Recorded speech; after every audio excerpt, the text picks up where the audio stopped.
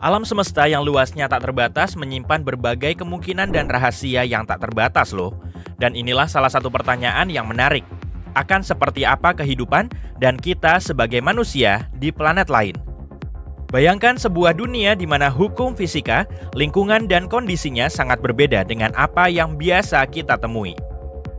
Bagaimana kita beradaptasi dan berevolusi untuk bertahan hidup di tempat baru yang asing ini? Yuk kita lihat. Merkurius adalah planet terdekat ke matahari dan punya atmosfer yang tipis. Temperatur di sana sangat ekstrim, dengan sisi siang hari mencapai lebih dari 426,7 derajat Celcius dan sisi malam hari turun hingga 179 derajat Celcius. Jadi apa yang bisa kita lakukan untuk bertahan hidup di suhu yang sangat ekstrim dan radiasi matahari yang konstan ini? Mungkin kita bisa berubah menjadi logam. Sebagai contoh, titanium dan platina bisa tahan suhu tinggi dengan sempurna. Tapi serius deh, ada sebuah pilihan. Kita bisa tinggal di bawah tanah, di mana suhunya nggak terlalu panas. Kalau kita tinggal di bawah tanah, kita mungkin berevolusi dengan mata yang besar untuk menangkap cahaya dengan lebih baik. Kita juga bisa berevolusi dengan kulit yang lebih tebal untuk melindungi diri kita dari radiasi yang kuat. Pada dasarnya, kita punya dua pilihan, menjadi logam atau menjadi tikus tanah. Yuk beralih ke Venus. Planet ini sangat nggak bersahabat. Pertama-tama, Venus dikenal dengan atmosfernya yang tebal dan lebih beracun daripada mantan. Seluruh planet ini diselimuti oleh karbon dioksida dan permukaannya benar-benar kering, yang membuatnya sangat panas. Suhu rata-rata sekitar 452,8 derajat Celcius, menjadikannya salah satu planet terpanas di tata surya kita. Selain itu, jangan lupakan tekanannya yang luar biasa.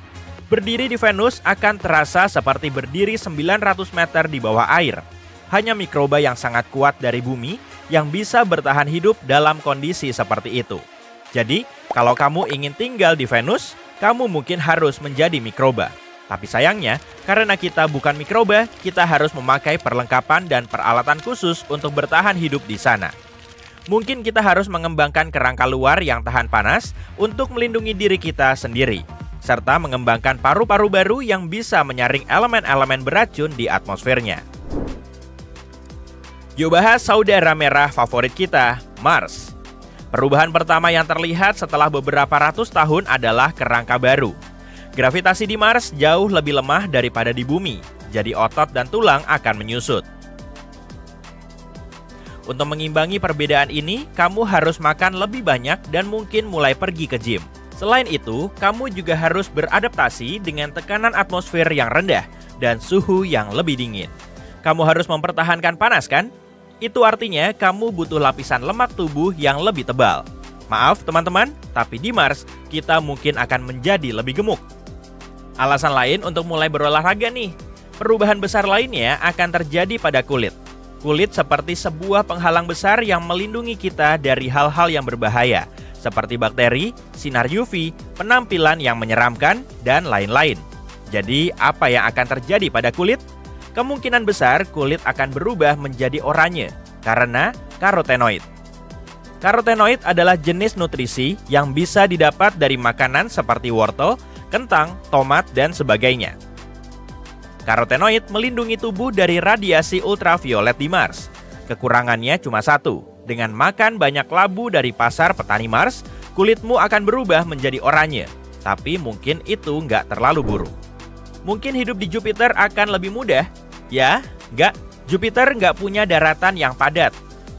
Planet ini tersusun dari hidrogen dan helium dan disebut sebagai raksasa gas. Kamu akan melayang-layang di sana seperti di dalam awan raksasa.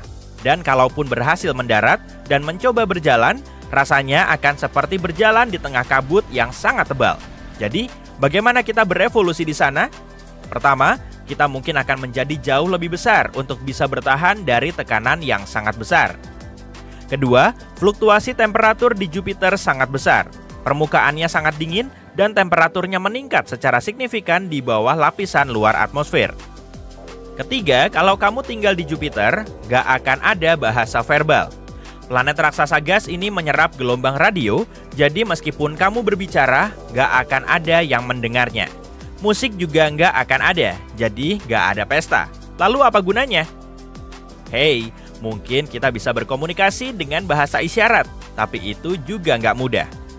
Jupiter penuh dengan angin kencang dan awan badai, jadi nggak mungkin kamu bisa melihat apapun. Jadi kalaupun kita bisa berevolusi di sana, hidup kita tetap nggak akan mudah. Sebelum mendarat di Saturnus, kamu mungkin ingin melihat cincinnya yang ikonik. Tapi, kamu nggak akan bisa melakukannya karena cincin Saturnus terdiri dari sekumpulan partikel es yang melayang-layang di angkasa. Jadi, akan sangat sulit untuk mendarat. Jadi, mari langsung ke Saturnus. Pada awalnya, Saturnus tampak nggak terlalu buruk bagi kita. Beberapa lapisan di planet raksasa gas ini punya temperatur yang cukup bagus. Jika kita menyelam lebih dalam ke dalam Saturnus, suhu Saturnus ternyata sangat hangat. Hingga -3 derajat Celcius di lapisan keduanya. Ini adalah suhu rata-rata di negara-negara seperti Swedia dan Kanada. Tapi sayangnya ini hanya satu lapisan saja. Sisa planet ini sangat dingin, jadi untuk bisa bertahan hidup di Saturnus, kita harus melakukan banyak usaha. Selain dingin, kita juga harus menghadapi lingkungan yang keras di planet ini, termasuk badai yang hebat, angin kencang, dan radiasi. Untuk melindungi diri kita dari kondisi-kondisi tersebut, kita harus mengembangkan kulit yang lebih kuat lagi, mencari bahan insulasi, dan sebagainya. Planet berikutnya adalah Uranus. Uranus punya lingkungan yang sangat berbeda dengan Bumi, dengan suhu yang jauh lebih dingin, nggak punya permukaan padat, dan atmosfer yang jauh berbeda. Planet ini seperti Jupiter, tapi dengan warna biru. Tapi nggak seburuk itu kok. Bahkan di Uranus ada air. Satu-satunya masalah adalah planet ini penuh dengan amonia, zat berbahaya yang biasa kita gunakan untuk membersihkan rumah. Jadi, jangan kaget kalau kamu mencium bau busuk. Selain itu, di sana sangat dingin. Rasanya seperti musim dingin yang hampir nggak pernah berakhir. Jadi, bagaimana rasanya bertahan hidup di lingkungan yang gelap dan keras seperti itu? Kita akan butuh kulit yang lebih tebal lagi untuk mengatasi suhu yang ekstrim. Dan lagi, kita butuh mata yang lebih besar untuk melihat lebih baik dalam kegelapan. Kita bahkan mungkin harus mengembangkan sistem pendengaran baru seperti lumba-lumba. Seru kan? Yuk beralih ke Neptunus. Kalau manusia berevolusi di Neptunus, mereka harus beradaptasi dengan kondisi yang keras. Neptunus, planet ke-8 dan terjauh dari matahari, adalah planet raksasa gas lainnya. Bedanya, planet ini punya inti yang padat. Kalau kita tinggal di Neptunus, kita harus mengapung atau berenang di atmosfernya yang kaya akan metana. Kita juga harus mengembangkan insang atau semacamnya agar bisa bernapas. Setiap spesies di bumi perlu beradaptasi dengan dunia di sekitarnya untuk bertahan hidup. Manusia pun tidak terkecuali. Kita belum ada jutaan tahun lalu. Kerangka tertua manusia modern yang pernah ditemukan berusia sekitar 196.000 tahun. Tapi dalam periode waktu yang relatif singkat ini, spesies kita sudah banyak berevolusi. Bahkan, manusia tidak pernah berhenti berevolusi. Setidaknya, begitulah pemikiran sejumlah ilmuwan. Dan beberapa ciri berikut ini sepertinya membuktikannya. Sekitar 20.000 tahun lalu, aku belum lahir saat itu, hanya anak-anak yang bisa minum susu tanpa sakit perut. Tapi, kemudian manusia menjinakkan hewan seperti sapi dan kambing. Gen baru berkembang dalam tubuh manusia dari generasi ke generasi. Saat ini, sekitar sepertiga dari populasi dunia bisa minum susu saat dewasa. Bahkan, kemampuan ini sebenarnya dikembangkan secara mandiri di antara berbagai kelompok orang di seluruh dunia. Rahang kita juga tidak sebesar yang dimiliki kerabat kita yang telah punah. Rahang kita mengecil karena makanan olahan yang lunak jauh berbeda dengan makanan nenek moyang kita. Gigi kita juga turut mengecil dan beberapa bahkan telah hilang total. Banyak orang mungkin tidak pernah punya gigi geraham ketiga yang dikenal sebagai gigi bungsu. Tapi, bagi nenek moyang kita, gigi ini sangat penting. Molar ketiga biasanya berkembang ketika seseorang berusia 18 sampai 25 tahun. Di rentang umur ini, sebagian besar gigi nenek moyang kita sudah aus. Jadi, gigi geraham ketiga berperan sebagai pengganti. Tapi beberapa perubahan kecil dalam anatomi manusia mungkin tidak ada hubungannya dengan evolusi. Misalnya, manusia menjadi semakin tinggi selama beberapa ratus tahun terakhir. Penyebab paling memungkinkan hanyalah nutrisi yang lebih baik serta akses ke perawatan medis modern. Dan mungkin bola basket. Tapi perubahan apa yang menunggu umat manusia di masa depan? Tentu saja belum ada yang tahu pasti. Tapi para ahli punya sejumlah teori menarik. Salah satunya, kita bisa memendek karena adaptasi terhadap kehidupan di planet yang terlalu padat. Penelitian telah menunjukkan orang yang lebih pendek mengonsumsi lebih sedikit energi dan sumber daya daripada orang yang lebih tinggi.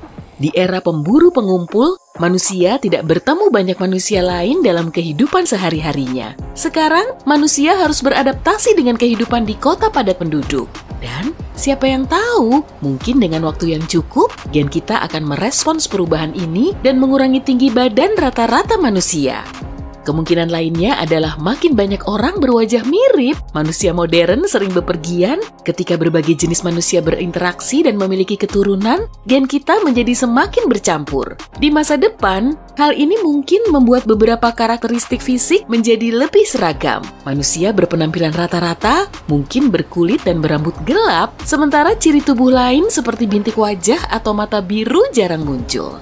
Beberapa ilmuwan berpikir evolusi sama sekali tidak akan memainkan peran penting di masa depan kita. Berbeda dengan nenek moyang kita yang hidup jutaan tahun lalu, kini kita memiliki budaya yang sangat maju berdasarkan kerjasama dan teknologi modern.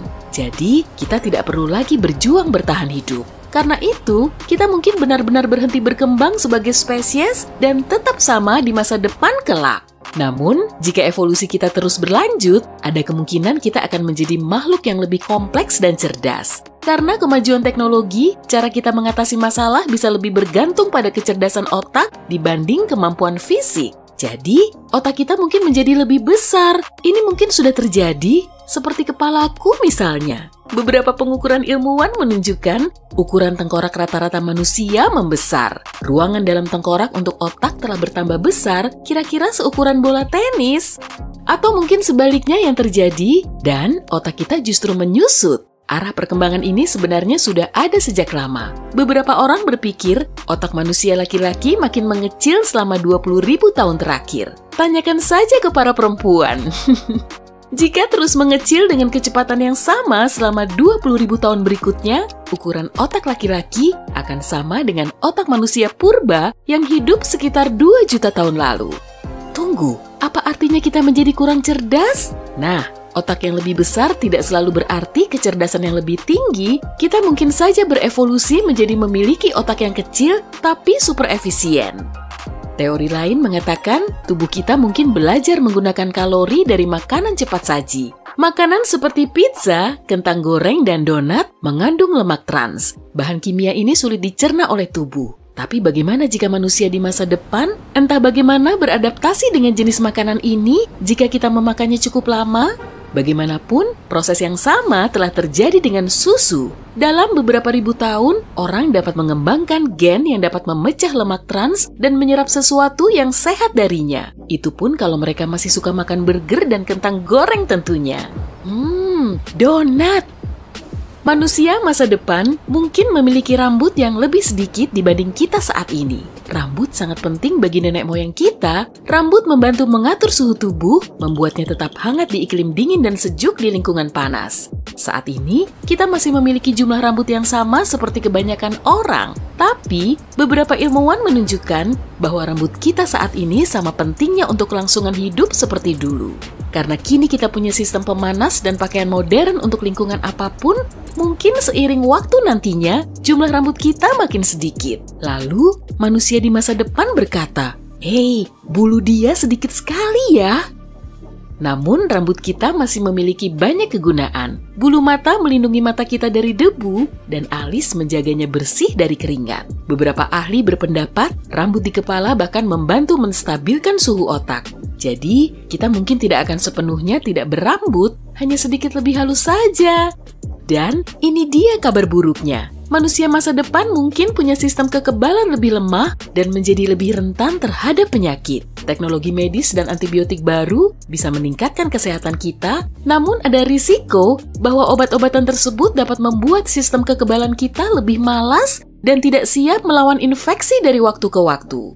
Masih ada banyak generasi akan lahir, mungkin saja tubuh manusia tidak mampu bertahan, bahkan dari penyakit sederhana tanpa bantuan medis yang serius. Saat ini, perkembangan manusia bukan cuma ditentukan oleh biologi, teknologi juga berperan. Suatu hari, mungkin orang akan berhenti menunggu evolusi memberikan apa yang mereka inginkan dan mulai mengubah diri mereka sendiri dengan menggunakan teknologi canggih. Para dokter sudah menggunakan alat buatan untuk membantu orang yang bermasalah kesehatan. Jadi, siapa yang bilang mesin dan komputer tidak akan digunakan jauh di masa mendatang untuk sepenuhnya mengubah kemampuan fisik kita? Keturunan kita mungkin mendapatkan berbagai jenis implan otak, atau bisa juga dilengkapi mata buatan dengan fungsi kamera. Namun, dalam skenario ini, kita juga bisa menjadi kurang berpengetahuan. Untuk apa mempelajari bahasa asing atau mengingat tanggal-tanggal bersejarah kalau semua informasi dunia telah diunduh langsung ke otakmu? Jika manusia akhirnya menjadi spesies multiplanet dan mengolonisasi Mars, tubuh kita bisa mulai beradaptasi dengan kehidupan di luar bumi dengan cara yang menarik. Perbedaan antara lingkungan di bumi dan planet merah itu begitu besar, sehingga evolusi dapat dipercepat. Dalam hal ini, manusia dapat beradaptasi dengan kondisi fisik baru hanya dalam 6.000 tahun atau hanya beberapa ratus generasi. Dalam lingkungan gravitasi rendah di luar angkasa atau dunia asing, struktur otot kita bisa berubah. Kita tidak membutuhkan beberapa di antaranya, sementara yang lain akan berkembang lebih cepat. Jumlah lemak tubuh yang kita miliki mungkin meningkat di iklim dingin. Temperatur rendah juga dapat membuat rambut kita tumbuh tebal dan panjang kembali. Kulit kita mungkin menjadi lebih berpigmen dan lebih terlindungi dari radiasi UV berbahaya. Dan kelopak mata kita mungkin menebal untuk melindungi mata kita dari semua sinar kosmik di luar atmosfer bumi.